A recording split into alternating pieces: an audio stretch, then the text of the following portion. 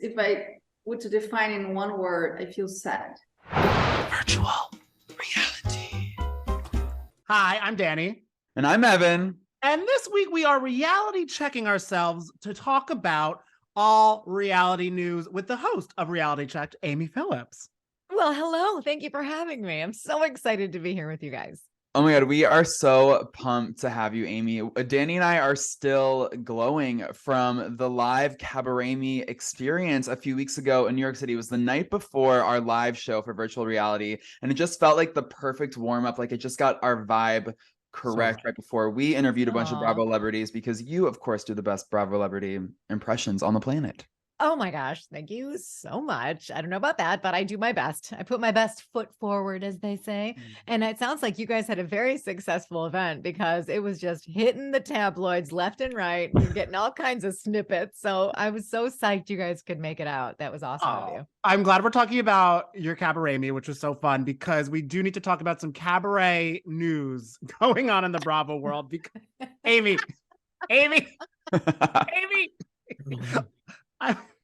I feel like this pop culture news moment was made specifically for you, Amy. And I feel like there's actually a lot of material here to work with.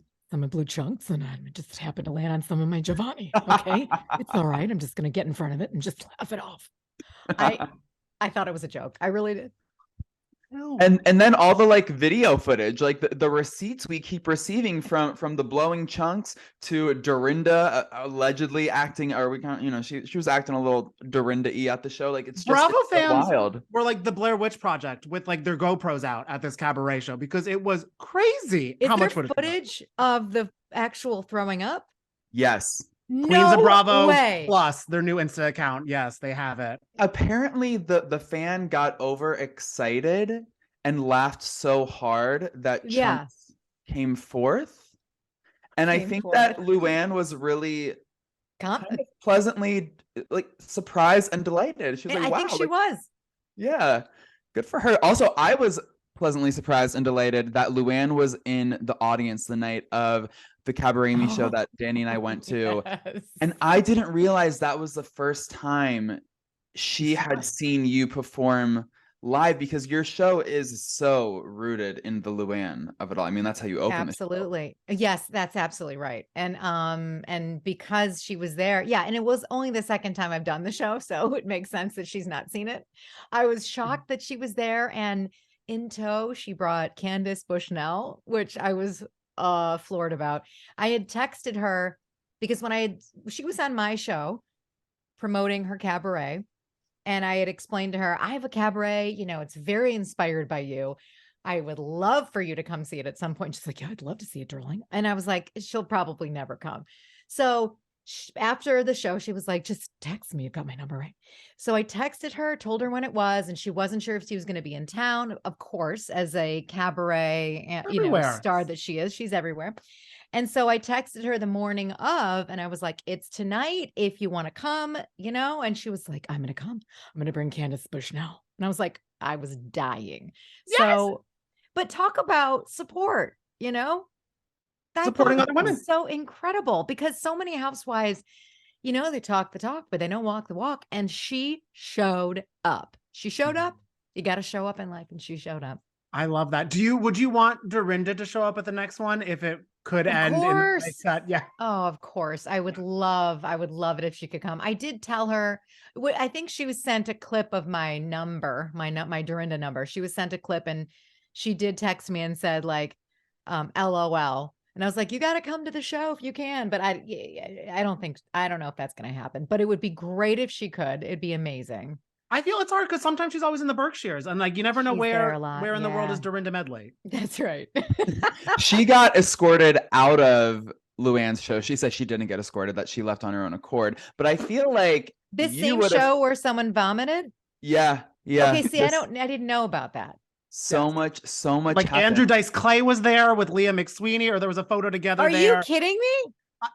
Amy, it all happened. 1-2 hour span. Wow. Yeah, so Dorinda was dancing half of the time of her life, but then some footage shows her getting escorted out and then kind of yelling at people. And some of the staff said that we don't like, why is like, she was like, I'm not getting paid to be here. And the staff is like, why are we getting paid to be yelled at by you? She since went on Instagram Live and said, I was waiting for my car. Someone was calling me.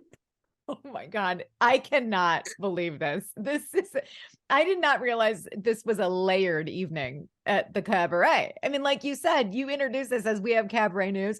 I didn't know this was going to go beyond just the vomiting. I thought it was going to stop at that. That was Act 1. That was. But I am curious to know, as someone who obviously appreciates Teresa and appreciates Gia as she steps into her new queendom, do you also appreciate the Gorgas? Do you feel Team Gorga or Team Teresa in any way? Do you where do you lie there? Well, when I was on Dancing with the Stars, I recognize it takes two to tango. So as a viewer, you take away the Melissa, you don't have as much of the drama with Teresa. So I have to acknowledge Melissa and Joe's role in all of this, that they are a gift. I think that there's two sides to every story. But I lean more towards Teresa than I do Melissa. Sometimes I lean more towards Joe than I do Teresa. Oh. But when I go back to the very beginning, I always say that I do blame Melissa for never owning up to the fact that she got on the show in a dirty way. I think if she would have owned that from the get-go, or even now, like say tomorrow she decides, all right, fine, I'll admit we tried to get on the show and it was backhanded. We went around you. We didn't even talk to you about it. And we came on and it was like you sort of got bamboozled. I would have a lot more respect for Melissa if she would own up to that, but she never did. And Teresa's always going to hold on to that. Always. Now, Teresa's got a lot to answer for too. But the seed is really the way that Melissa got on the show, and it all stems and grows from there. And then it's gotten out of control and they're both at fault for a lot of stuff. But I have to say, I usually always lean more towards Teresa. How are you guys feeling? Well, Danny and I, we love our Melissa so much. She did the live Valentine's Day show with Joe. So I don't know if I am Team Melissa or Team Teresa. I think that one without the other, it's like I agree.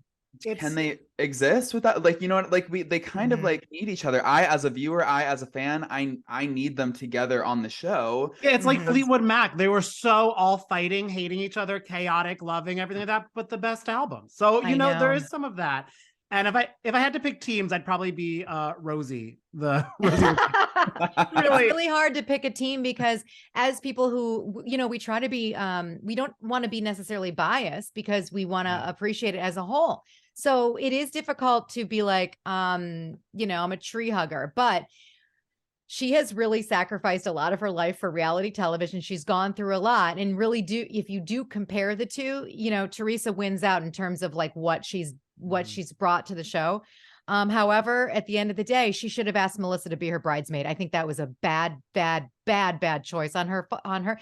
But Melissa didn't prove that she was loyal to her. So I kind of get why she didn't ask her, but she should have done it for her brother Joe and not for Melissa. And that's where I stand on that. So, but I think that's also why they are relatable too, because everyone's kind of like, oh, I can't stand people and it's hard to watch, but some people are getting tired of the drama. I think it's just it's part of the Jersey show. Yes. So I gotta keep on watching it. Yeah. Me too. I'm not bored of it. I don't want either one to leave. No, and I think the ratings just came in and they were groundbreaking, history making ratings for the premiere. So obviously this when Melissa and Teresa are fighting, that's what Jersey's about. It is. And by the way, I like Louis for Teresa. It's like the taming of the shrew. I mean, it literally is Louis is just Teresa. He's he is trying to help her. You see her kind of changing. And I really like this. It's very interesting to watch. Adriana de Moura, Danny and I are so excited to have you on virtual reality this week, especially because things in Miami are a little tense. And we just want to kind of give you the floor to explain some things, maybe offer some clarity on some of the storylines we're seeing, and definitely this whole feud with Alexia. How are you feeling after these recent episodes and just kind of the feedback you've been receiving from the fans, and also the things that Alexia has been saying online? Yeah. I feel sad. That's, if I were to define in one word, I feel sad. And I regret using that analogy. My intention was not to hurt her or do anything negative, because if you pay attention to what was happening just seconds before, that happened, I was thanking her for liking my song, right? Because we had that beautiful moment in the boat where everybody is just, enjoying fire, and everybody's happy. And so when we finally got to the beach, I was telling Julia, well, I'm so happy that the song has this power to unite us, and we all can have fun, for even if it's for a minute. And then I feel like just everything got spun out of control and turned into a negative. I was having even a hard time comprehending, how things went from gratitude to just like an attack. And like I said, I regret using the analogy. It wasn't correct. And if I could take those words back, I would. But I just feel sad because the intention was quite the opposite. Yeah. What do you recollect from the conversation that happened right after you used that analogy? Like, what do you remember from that moment, and how do you process it today, all these months later? Well, now that when I look back at that time, I see that it was wrong to use the analogy. Obviously, the accident didn't compare, to Frankie's, obviously. And I wasn't trying to compare. I was trying to get some empathy from her. And that was the point I was trying to make, right? I was like, please give me some empathy. And then she took it that way. And like I said, I did not intend it that way, but I don't know how to fix things with her, because I feel like whatever I do and say, I can never win. I'm always wrong.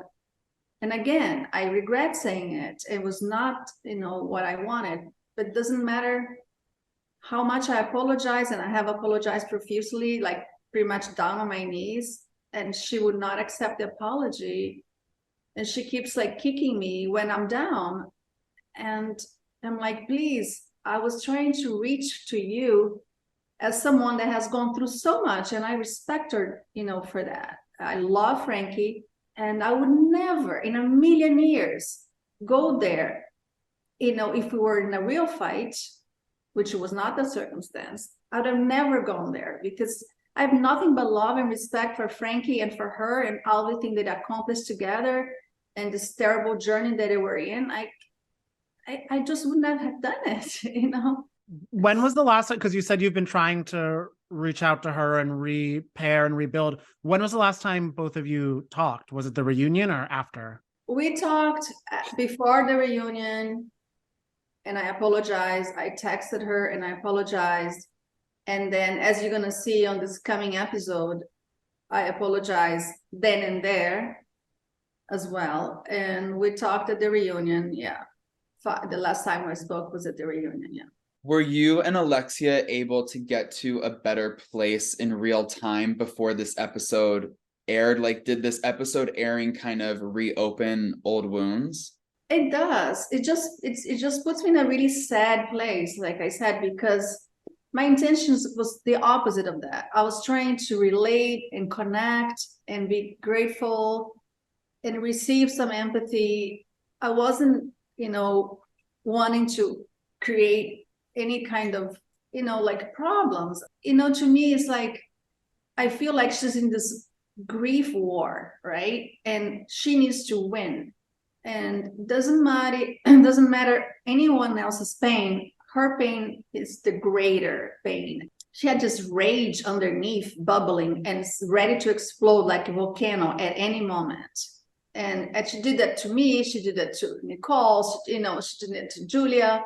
And then makes me think like, well, it looks like her issues with her son's accident have never been resolved in a way that she resents all of us in a sense, because maybe she hasn't processed yet, and that loss, that grief, and then she's ready to let out and and take it on anyone as a mother, I feel really bad for her, because I can never even, begin to imagine that pain, if such thing happened to my son. And so I've always had a lot of empathy, sympathy, respect for her.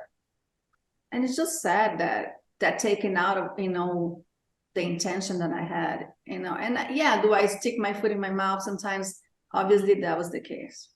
And obviously we saw that right after the exchange happened, a lot of your fellow castmates kind of were like in shock too, just kind of like trying to process what happened. Did you struggle explaining the point you were trying to get across to any of them? Did they take a long time to understand too, or were other people receptive to what you were trying to say?